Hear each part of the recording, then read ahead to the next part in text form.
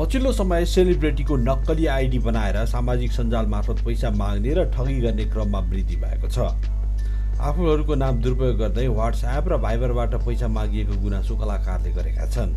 गत महिना सङ्गीत क्षेत्रका चर्चित कलाकारको नक्कली आइडी मार्फत पैसा मागिएको गुनासो आएको थियो।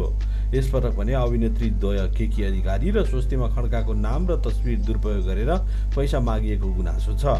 स्वस्तिमाले सामाजिक सञ्जालमा पैसा मागिएको च्याटको स्क्रिनसट सहित फेसबुकबाट त्यस्ता मेसेजमा नझुकिन आग्रह गरेकी छन्।